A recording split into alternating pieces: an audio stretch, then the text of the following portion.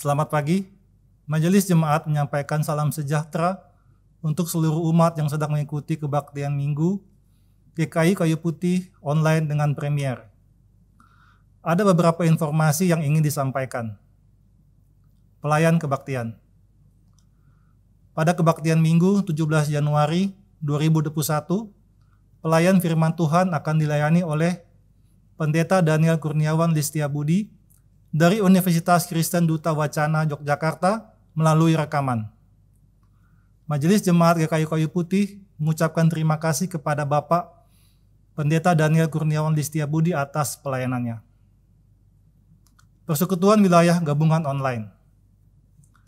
Kerinduan untuk bertemu, bersekutu, menyapa para sahabat yang sudah lama tidak kita jumpai secara langsung akan dapat terobati dengan mengikuti Persekutuan Wilayah Gabungan. Di awal tahun 2021, Persekutuan Wilayah Gabungan GKI Kayu Putih akan diadakan pada hari Kamis, 21 Januari 2021 melalui Zoom. Majelis Jemaat mengundang saudara-saudara untuk mengikutinya dan pemberitahuan detail akan disampaikan melalui WA Group komunitas wilayah masing-masing. Bagi umat yang memerlukan bantuan pelayanan, dapat menghubungi Sekretariat Gereja pada jam kerja hari Senin sampai dengan Minggu pukul 9 sampai 16. Umat yang dikasihi Kristus, marilah kita mempersiapkan hati untuk memulai kebaktian hari ini.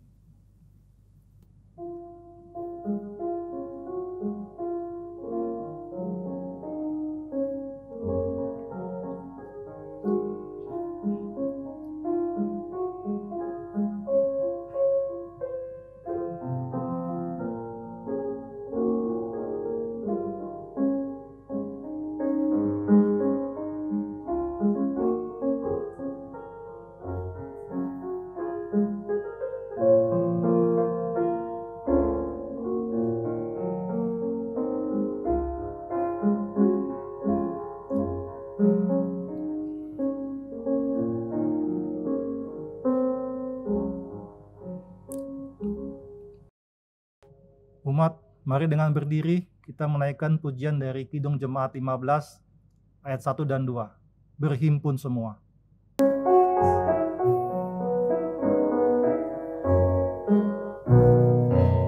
Berhimpun semua menghadap Tuhan, dan pujilah Dia pemurah benar.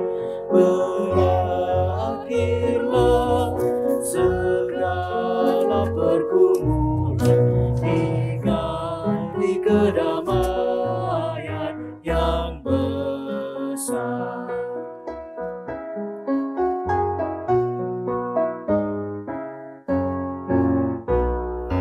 Hormati namanya serta kenangkan mukjizat yang sudah dibuatnya. Hendaklah terus syukurmu kau nyatakan di jalan hidupmu seluruhnya.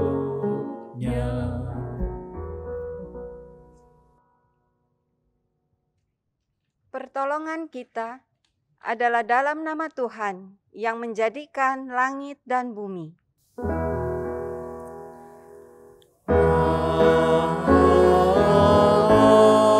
Amin, amin, amin.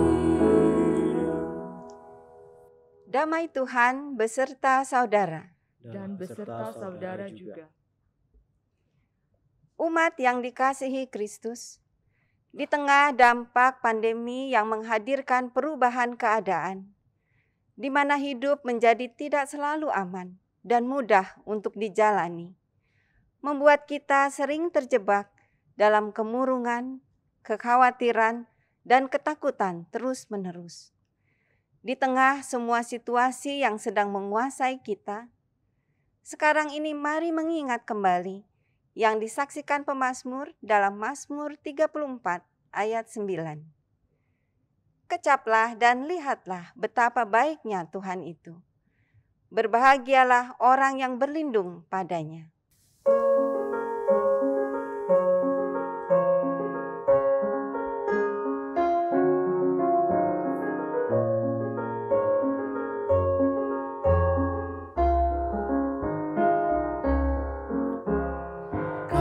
Kasih Tuhanku lembut, padanya ku bertelur, dan ku dapatkan penuh kasih besar. Yesus datang di dunia, tanggung dosa manusia, bagiku pun nyatalah kasih besar, kasih besar, kasih besar, tidak terhingga dan ajaib benar, kasih besar.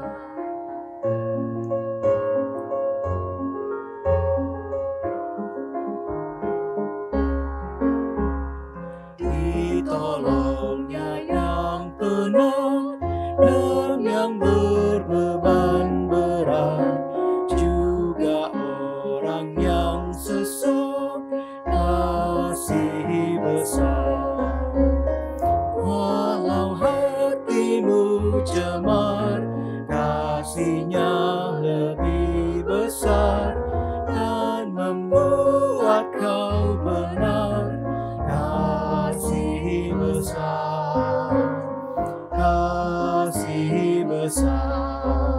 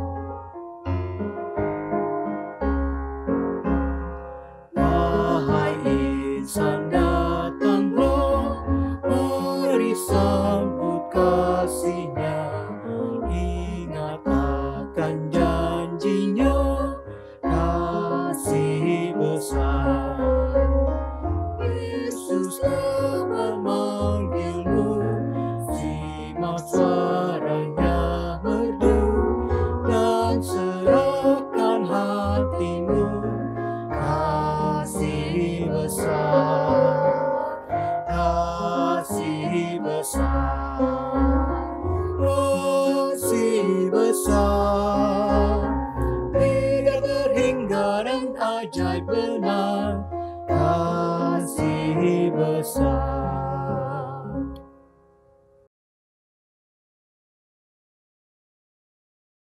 Umat yang dikasihi Kristus, marilah kita memeriksa kembali kehidupan kita di hadapan Tuhan dan mengakui segala dosa-dosa kita. Kita masuk dalam doa pribadi.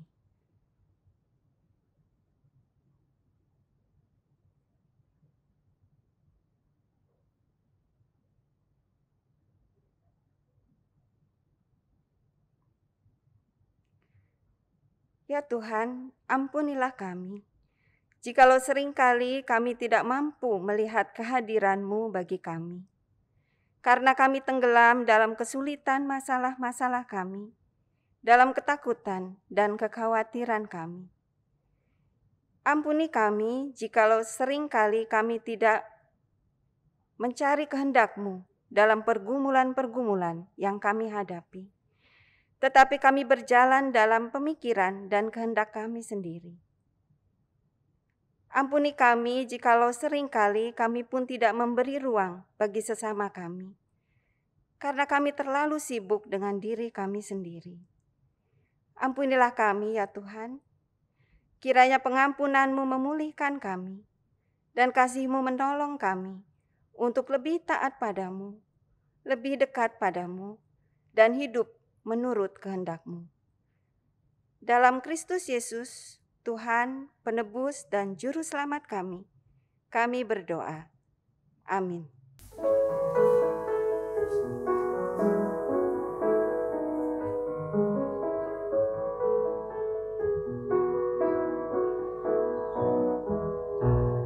Ku diberi belas kasihan, walau tak layak hatiku, tadiku aku kini heran, Tuhan besar rahmat-Mu, kidung imanku bergema, rahmat-Mu sungguh mulia, kidung imanku bergema, rahmat-Mu sungguh mulia.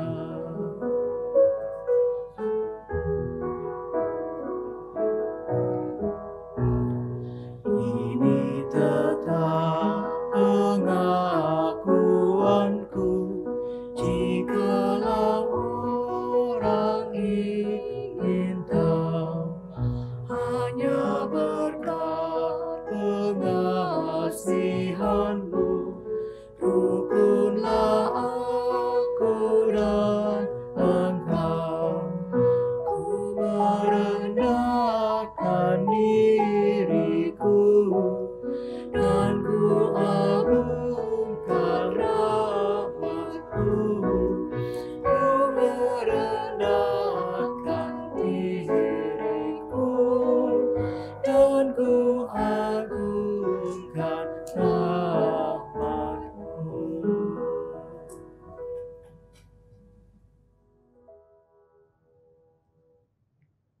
Bagi kita yang dengan rendah hati mengakui segala dosa kita di hadapan Tuhan, sekarang dengarkanlah berita anugerah dari Efesus 2 ayat 4 dan 5. Tetapi Allah yang kaya dengan rahmat, oleh karena kasih-Nya yang besar, yang dilimpahkannya kepada kita, telah menghidupkan kita bersama-sama dengan Kristus. Sekalipun kita telah mati oleh kesalahan-kesalahan kita, oleh kasih karunia kamu diselamatkan. Demikianlah berita anugerah dari Tuhan. Syukur kepada Allah. Umat dipersilahkan untuk memberikan salam damai.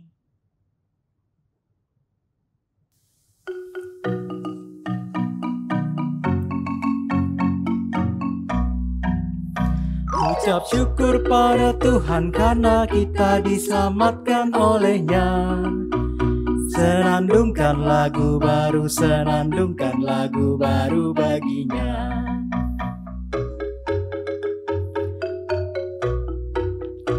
Nyanyikanlah dengan riang karena kasih setia Tuhan, nyanyilah. Senandungkan lagu baru, senandungkan lagu baru baginya.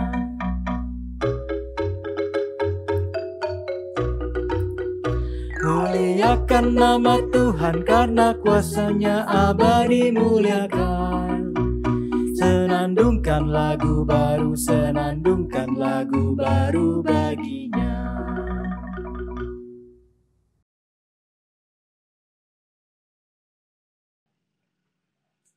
Saudara-saudara, sebelum kita akan membaca firman Tuhan dan merenungkannya, marilah kita berdoa. Ya Tuhan, kami mohon pimpinan Roh-Mu yang kudus menyertai kami ketika kami akan membaca firman-Mu dan merenungkannya. Sehingga hikmat Roh-Mu itulah yang menuntun kami menemukan mutiara-mutiara rohani dalam bacaan kitab suci dan perenungannya. Dan Roh yang sama kiranya mendorong kami untuk juga menjadi pelaku-pelaku sabda-Mu. Agar hidup kami yang kami hidupi sekarang ini menjadi hidup karena dan diterangi dan didorong oleh kebenaran firman. Demi Kristus, sabda yang hidup, kami berdoa. Amin.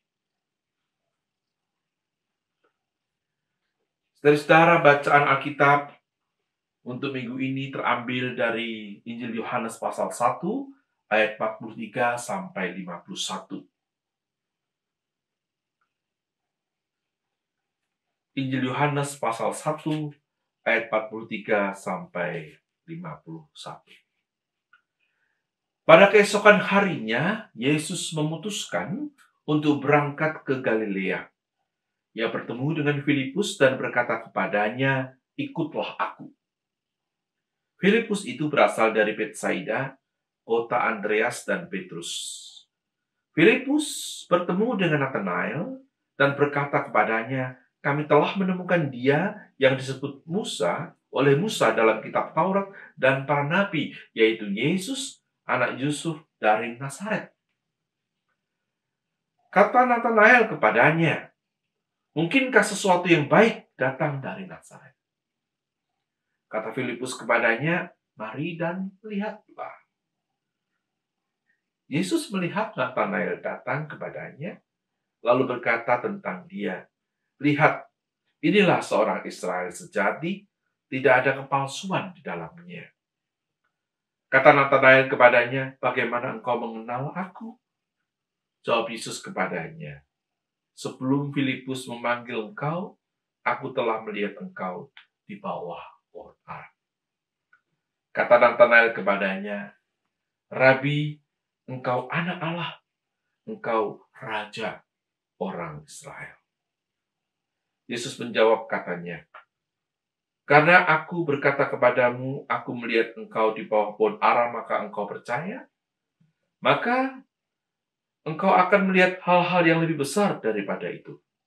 Lalu kata Yesus kepadanya, "Aku berkata kepadamu, sesungguhnya engkau akan melihat langit terbuka dan malaikat-malaikat Allah turun naik kepada Anak Manusia." Demikianlah Injil Yesus Kristus. Berbahagialah orang yang mendengarkan sabda Tuhan, merenungkan dalam hati dan melakukan dalam hidupnya. Haleluya. Haleluya, haleluya, haleluya.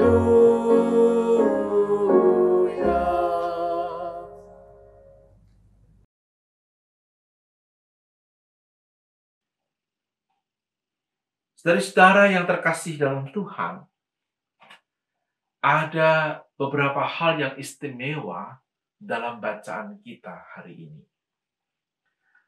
Hal pertama yang istimewa, yang barangkali tidak pernah Anda duga, adalah bahwa kota Nazaret asal Yesus, yang rasa-rasanya dikritik oleh Nathanael, adakah sesuatu yang baik datang dari Nazaret? tidak pernah disebutkan dalam Perjanjian Lama. Kota ini juga tidak muncul dalam catatan mengenai sejarah Yahudi yang ditulis oleh Flavius Josephus. Juga tidak muncul dalam Talmud Yahudi. Nazaret tidak penting ternyata. Karena dia hanya muncul dalam Perjanjian Baru. Dan lalu menjadi terkenal karena Yesus besar di sana. Ya, disebut sebagai orang Nazaret. Tapi sebagai kota, Nazaret bukan kota yang penting. Tidak ada catatan tentang kota ini satupun dalam Perjanjian Lama. Dia hanyalah sebuah kampung kecil, 4,5 kilometer dari kota Seporis. Di Seporis memang pernah terjadi pemberontakan yang dicatat dalam sejarah Keyahudian, juga implisit disebutkan oleh ucapan-ucapan Yesus, yakni peristiwa pada abad ke-6. Tetapi Nazaret, kampung 4,5 kilo dari Seporis, tidak pernah signifikan sampai lalu munculnya Yesus. Oleh karena itu, ketika reaksi Nathanael adalah apakah ada sesuatu yang baik yang datang dari Nazaret, sangat wajar. Kita mungkin heran dengan itu karena kita terbiasa mendengar Yesus orang Nazaret, tetapi konteks waktu itu Nazaret almost nothing. Bukan sesuatu yang signifikan. Catatan kedua yang mungkin akan mengejutkan Anda adalah Nathanael yang disebut oleh Yesus, inilah orang Israel sejati yang tidak ada kepalsuan guilt di dalamnya, yang disebut oleh Yesus bahwa engkau akan melihat hal-hal yang lebih besar daripada yang kau lihat sekarang ini, bahwa engkau akan melihat langit terbuka, malaikat Allah turun naik kepada anak manusia, ternyata tidak masuk bilangan Rasul 12. Anda boleh cek data Rasul-Rasul Yesus, misalnya dalam Lukas 6, Anda tidak akan menjumpai nama Nathanael. Nathanael hanya muncul dalam teks Yohanes kita, yakni dalam Yohanes 1, peristiwa ini, dan nanti dalam Yohanes 21. Ia termasuk bilangan dari 7 orang yang disebutkan dalam Yohanes 21. Tetapi dia bukan anggota dari 12 rasul. Ini menarik sekali. Barangkali tidak banyak kita menduga. Itu berarti ada orang yang dekat dengan komunitas link 1 Yesus, yang diberi predikat sangat bagus oleh Yesus sendiri, tetapi ternyata bukanlah 12 rasul, namun belakangan muncul di dalam pasal 21 ketika ada 7 orang tertentu. Di situ ternyata selain para rasul, muncul lagi nama Nathanael ini. Saudara-saudara, jadi Nathanael ini penting tetapi hanya dalam kemasan teologi Yohanes. Oleh karena itu, percakapan antara Yesus dan Nathanael pasti ada kerangka konstruksi kristologi Yohanes. Itu sebab maka percakapan antara Yesus dan Nathanael, sebelumnya Nathanael dan Filipus, dicatat oleh Yohanes sebagai yang penting. Karena di sini kita mendapatkan rumusan-rumusan mengenai siapa Yesus itu. Nathanael sebetulnya mengenal Yesus justru melalui orang lain. Filipus, yang memang disebut sebagai anggota 12 rasul. Filipus mengenal Yesus pada hari yang sama sebetulnya dengan pada hari di mana Filipus menyampaikan berita itu kepada Nathanael. Bacalah ayat 43, pada keesokan harinya, itu berarti ada peristiwa sebelumnya, dan peristiwa sebelumnya adalah pertemuan di antara Andreas dan Yohanes. Andreas sebagai murid Yohanes bertemu dengan Yesus. Anda bisa lihat dalam pasal 35 dan seterusnya, ada 2 murid Yohanes Pembaptis yang lalu bertemu dengan Yesus dan mengikuti Yesus. Nah, pada keesokan harinya, ayat 43, Yesus ini memutuskan untuk berangkat ke Galilea dan di situ dia bertemu dengan Filipus. Langsung disapa, ikutlah aku. Filipus diberi keterangan dia satu kota dengan Andreas dan Petrus. Kemudian Filipus yang dimintai Yesus mengikuti dia bertemu dengan Nathanael dan dengan yakin Filipus mengatakan, kami telah menemukan apa yang dijanjikan oleh Musa, kami telah menemukan Mesias. Nathanael, saudara-saudara, langsung mengkritisi ketika mendengar bahwa yang ditemukan oleh Filipus itu, yang dikatakan disebut oleh Musa dan kitab Taurat, adalah anak dari Yusuf dari Nazaret. Nazaret, apa artinya itu bagi orang seperti Nathanael? Artinya adalah almost nothing. Tidak ada referensi perjanjian lama, tidak ada referensi rabbinik, tidak ada referensi mesianik apapun tentang kota Nazaret ini. Maka jangan heran kalau lalu reaksi dari Nathanael yang adalah orang saleh, dari mana kita bisa tahu? Karena Yesus melihat dia di bawah pohon ara. Ada 2 kemungkinan arti di bawah pohon ara. Pohon ara itu simbol dari kedamaian dan sejahtera bersama dengan anggur. Biasanya ara dan anggur itu pasangan 2 pohon yang muncul dalam banyak cerita-cerita perjanjian lama mengenai kehidupan yang sejahtera.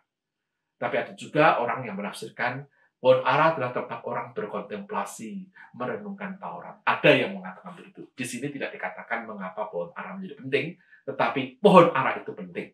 Karena Nathanael ternyata adalah ia yang ada di bawah pohon ara. Apapun yang dia lakukan, apakah itu berarti dia sedang berkontemplasi, tidak persis eksplisit di sini, atau ia menyimpulkan keisraelan, karena pohon ara dan anggur memang adalah 2 simbol kesejahteraan Israeli. Bagi Yesus, Nathanael yang tidak mengenali dia, ternyata ia kenali.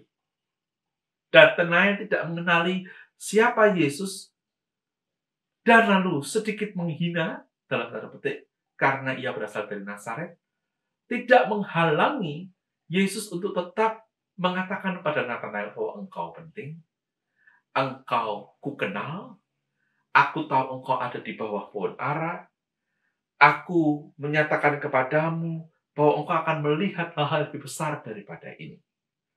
Peristiwa ini rumusan kristologis, karena lalu kan Nathanael berkata, Rabi, engkaulah anak Allah, engkaulah raja orang Israel.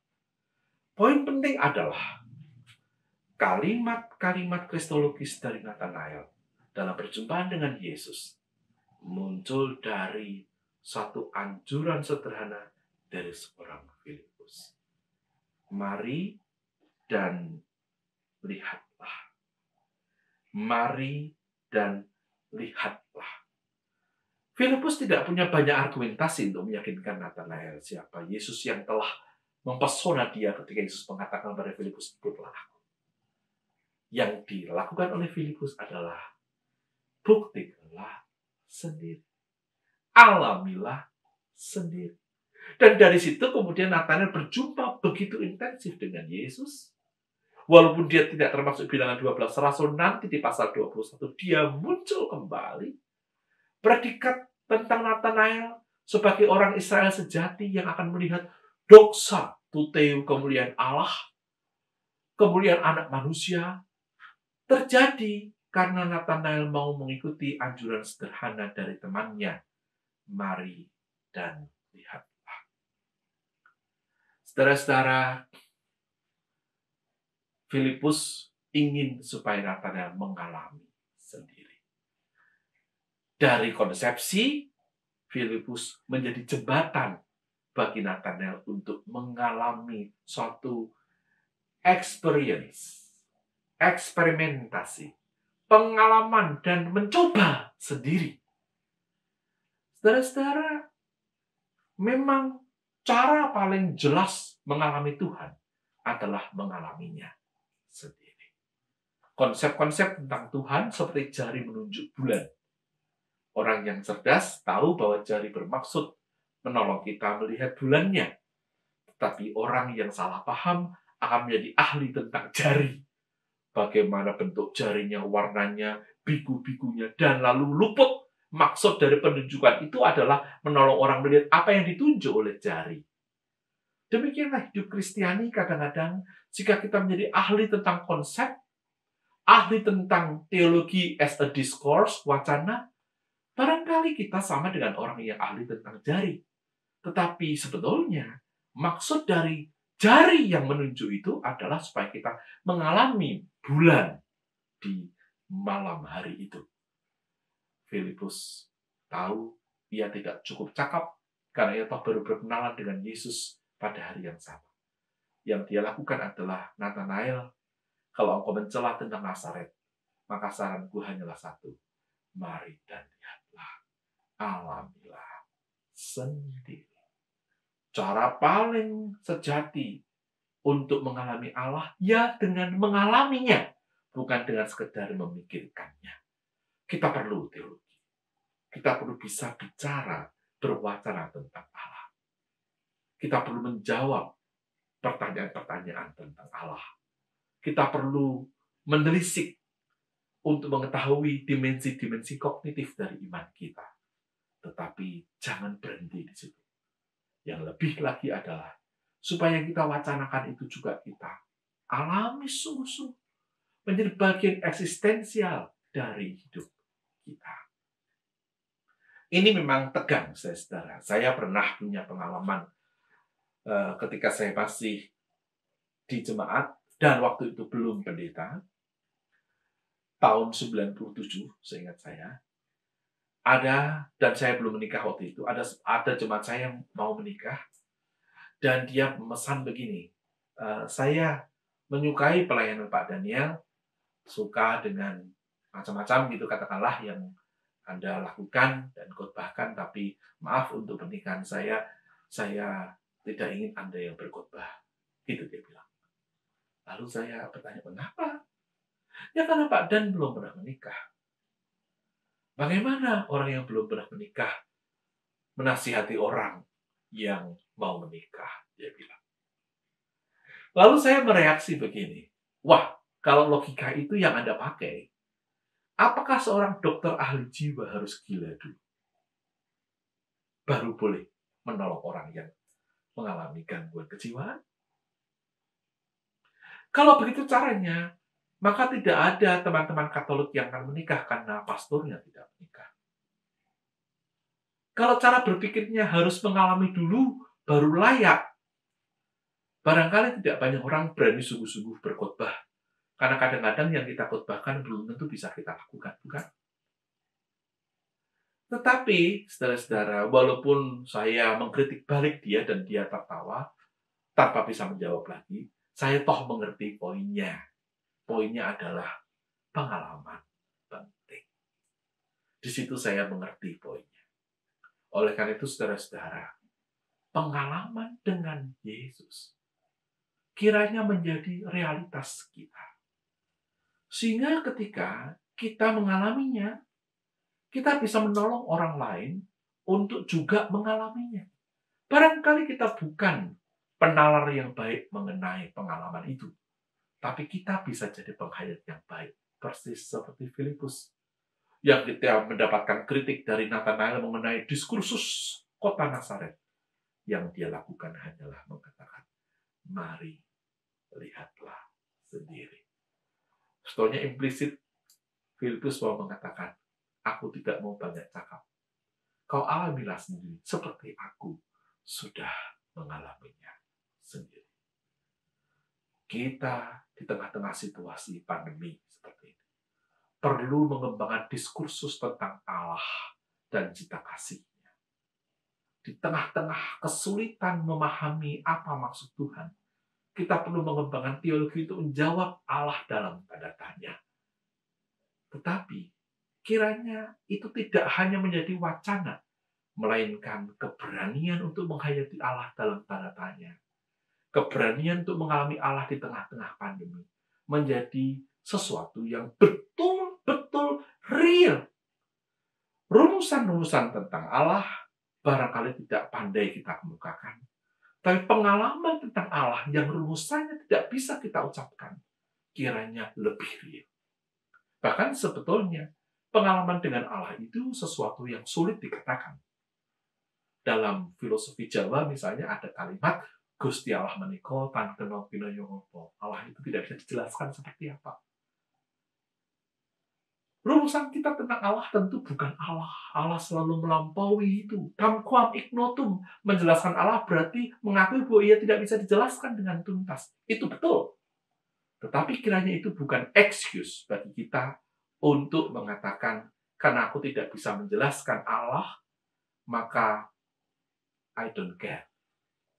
Sebaiknya sikap kita adalah, penjelasanku tentang Allah akan terbatas. Tapi hidupku yang mengalami Allah, kiranya menjadi pendorong bagimu untuk sendiri mau mencoba mengalami dan bertemu dengan Dia. Hidupku yang sederhana yang tak mampu menjelaskan dengan tuntas siapa Allah, kiranya dalam kesejatian pengalamannya menolong Anda, hai temanku, untuk mengalami Dia. Mari dan lihatlah sendiri.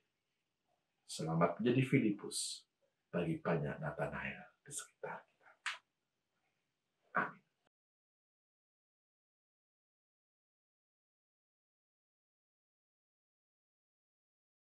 Sebuah persembahan pujian dipersembahkan oleh paduan suara Unike, kunyanyikan kasih setia Tuhan.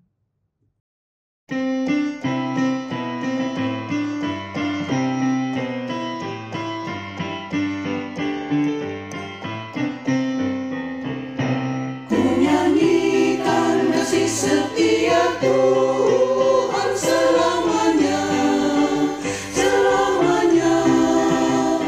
Kunyanyikan kasih setia Tuhan selamanya, kunyanyikan selamanya.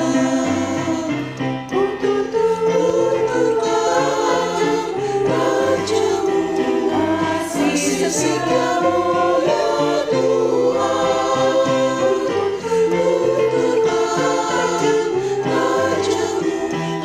Kasih setiamu turun-temurun, nyanyikan kasih Tuhan selamanya, selamanya, selamanya. Nyanyikan kasih Tuhan selamanya, nyanyikan selamanya.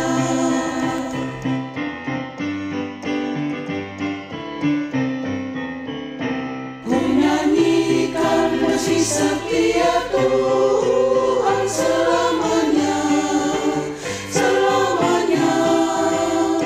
Menyanyikan kasih setia Tuhan selamanya, menyanyikan selamanya.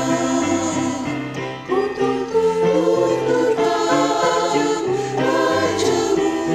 kasih setiamu ya Tuhan. Untuk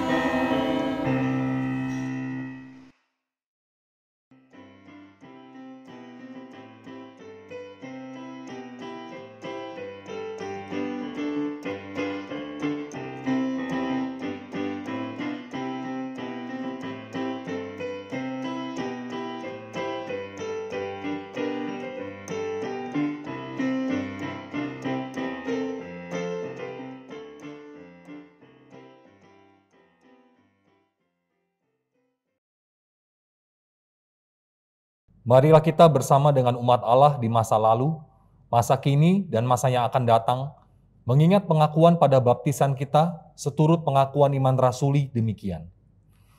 Aku percaya kepada Allah, Bapa yang Maha Kuasa, Khalik langit dan bumi, dan kepada Yesus Kristus, anaknya yang tunggal Tuhan kita, yang dikandung daripada Roh Kudus, lahir dari anak darah Maria, yang menderita sengsara di bawah pemerintahan Pontius Pilatus, disalibkan, mati, dan dikuburkan, turun ke dalam kerajaan maut.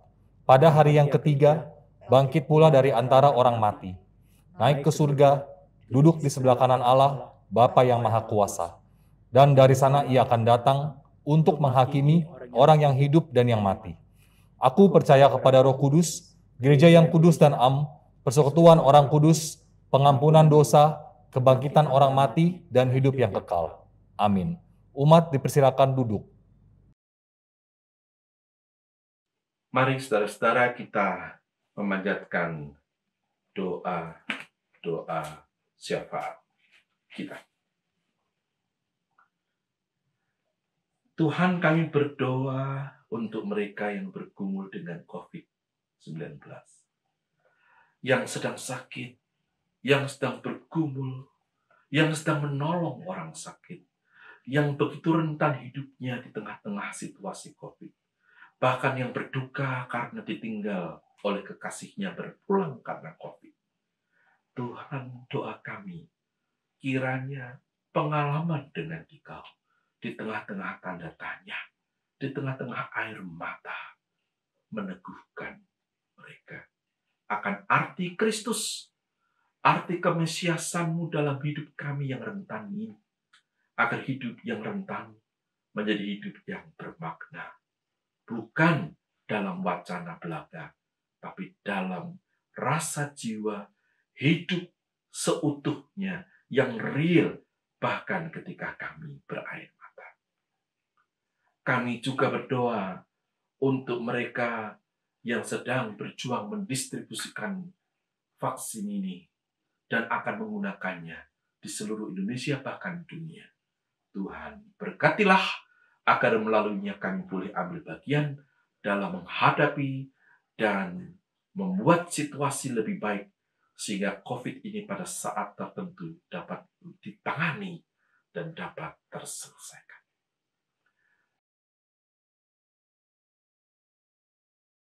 Umat yang dikasihi Kristus, marilah kita mengungkapkan syukur atas berkat dan pemeliharaan Tuhan dalam hidup kita. Mari membawa persembahan dengan berlandaskan pada firman Tuhan pada 1 Tawari 16 ayat 29a. Berilah kepada Tuhan kemuliaan namanya, bawalah persembahan dan masuklah menghadap Dia.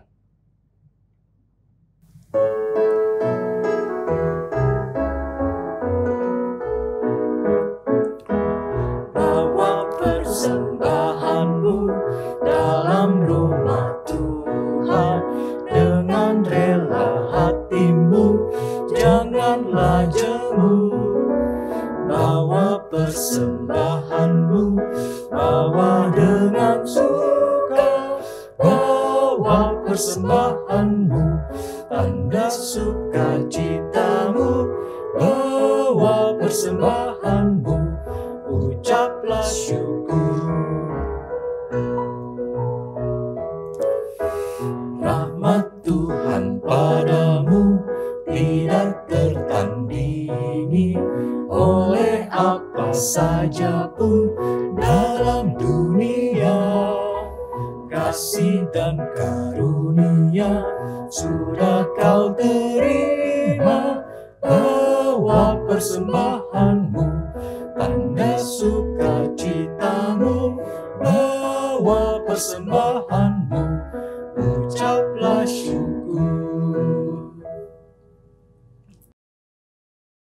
Mari kita bersatu di dalam doa. Bapa kami yang berada di dalam kerajaan surga, kami berucap syukur untuk semua kebaikan Tuhan dan untuk semua cinta Tuhan. Kami berterima kasih buat setiap hidup yang boleh Tuhan perkenankan kami jalani, dan biarlah kami juga boleh terus menjadi perpanjangan tangan Tuhan, boleh menjadi saluran berkat, memberikan diri kami untuk boleh menjadi perpanjangan tangan Tuhan untuk membawa kemuliaan buat nama Tuhan. Pada pagi hari ini ya Tuhan, kami membawa persembahan syukur kami sebagai ungkapan atas cinta Tuhan yang begitu besar buat hidup kami. Kami sadar bahwa kami nggak bisa membalas semua kebaikan Tuhan. Namun kami mohon agar Tuhan boleh menerima persembahan syukur kami pada pagi hari ini. Tuhan boleh memperkenan persembahan ini, agar persembahan ini boleh dipakai menjadi saluran berkat untuk sesama kami yang membutuhkan. Terima kasih buat semua kebaikan Tuhan. Di dalam nama Tuhan kami Yesus Kristus, kami sudah berdoa dan mengucap syukur. Amin.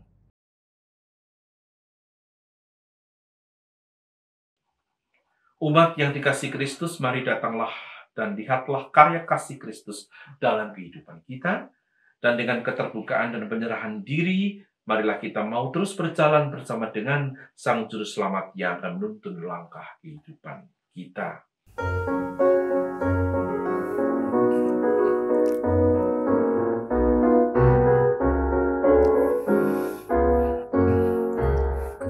Mau berjalan dengan juru selamatku di lembah berbunga dan berair sejuk.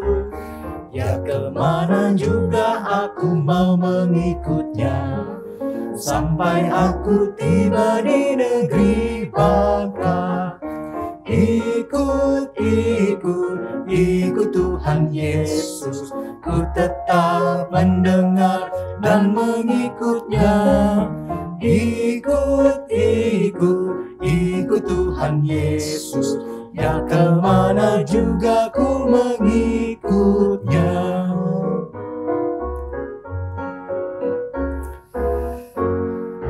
Ku mau berjalan dengan juru selamatku di lembah gelap, di badai yang menderu. Aku takkan takut di bahaya apapun, bila ku dibimbing tangan Tuhanku. Ikut, ikut, ikut Tuhan Yesus, ku tetap mendengar dan mengikutnya. Ikut, ikut, ikut Tuhan Yesus, ya kemana juga ku mengikutnya. Arahkanlah hatimu kepada Tuhan. Jadilah saksi Kristus. Terpujilah Tuhan. Kini pulanglah dalam damai, lanjutkanlah hidup dan terimalah berkat Tuhan. Tuhan memberkati engkau dan melindungi engkau. Tuhan menyinari engkau dengan wajah-Nya dan memberi engkau kasih karunia. Tuhan menghadapkan wajah-Nya kepadamu dan memberi engkau damai sejahtera.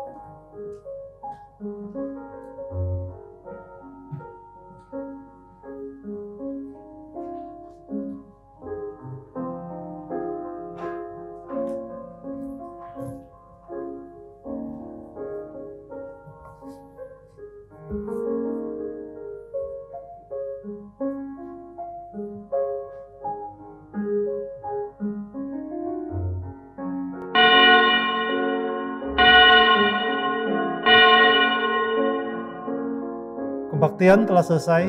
Majelis Jemaat GKI Kayu Putih mengucapkan selamat hari Minggu, Tuhan Yesus memberkati.